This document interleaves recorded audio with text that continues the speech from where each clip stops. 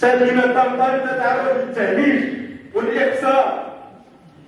ساكنة طنطا باغية مشاريع تنموية ما بغاتش الخطابات الرنانة.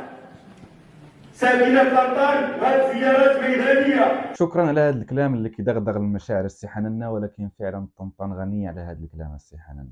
أنا جيت البارح درت زيارة ميدانية الأحياء ديال الإقليم كامل ديال المدينة كاملة.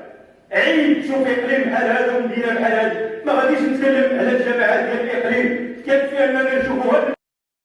عاد جيتي البارح وضربتي دويره ياك، وعاد بانت لك المدينه. ما كانتش كتبان لك المدينه ملي كنتي كتكون في قليميم وتهضر عليها وتنافح عليها وتبين بانها راه كاينه ضمن الجهه وانها تعاني اكبر معدل نسبه بطاله. هادشي ما بالكش، تا جيتي ضربتي دويره. شكرا بالمجمل على الكلام اللي قدمتي، لكننا كنتاقدوا عليك الغياب ديال النفاح عن مدينه طنطا. فعلا فاش كتكون في قليميم ما كنسمعوش الصوت كيصدح بسميت هاد المدينه فعلا.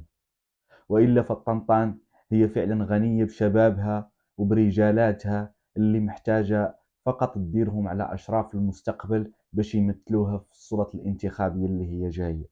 طنطان عادت فعلا بهذا الجيل زايد اللي بدات الحمله ديالو كتفقه الوعي السياسي وكتعرف بان الوعي السياسي فعلا تجاوز مفهوم القبليه اللي فعلا كان كيطغى على الاقليم. وكنا احنا فعلا كساكنه طنطان كنرشحوا الناس بناء على انتماءات قبليه بحكم انه ما كانش عندنا وعي سياسي.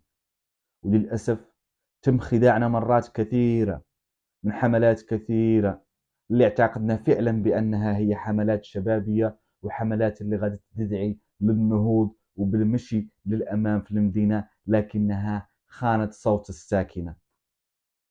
الساكنه حاليا وعاة فاقد، وان شاء الله الانتخابات المقبله ما لنا محتاجين احد من ذوك القدامى اللي كانوا فعلا كيمثلوا واحد الظهر اللي ولا وانقضى.